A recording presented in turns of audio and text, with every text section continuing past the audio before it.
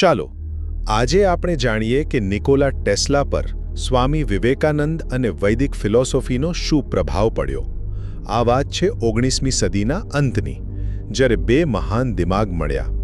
એક હતા બ્રિલિયન્ટ શોધક નિકોલા ટેસ્લા અને બીજા હતા પ્રભાવશાળી આધ્યાત્મિક નેતા સ્વામી વિવેકાનંદ। એમની મુલાકાતે ખબર છે પશ્ચિમના વિજ્ઞાન અને પૂર્વના પ્રાચીન જ્ઞાન વચ્ચે એક બ્રિજ બનાવ્યો। તો પહેલી વાત, આ બે દિમાગ મળ્યા કેવી રીતે? જુઓ, 1893માં શિકાગોમાં એક વિશ્વ ધર્મ સંસદ હતી, જ્યાં સ્વામી વિવેકાનંદના વિચારોથી આખું પશ્ચિમ જગત આમ કહીએ તો પ્રભાવિત થઈ ગયું, અને એમાંના એક હતા ખુદ નિકોલા ટેસ્લા।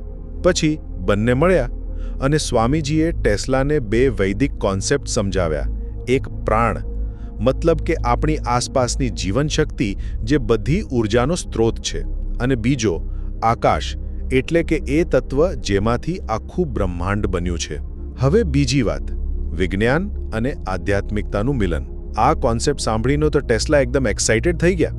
એમને લાગ્યું કે અરે વાહ, હું ગણિતથી સાબિત કરી શકું છું કે આ પ્રાણ અને આકાશ એટલે કે ફોર્સ અને મેટર બંને એક જ એનર્જીના અલગ અલગ રૂપો છે।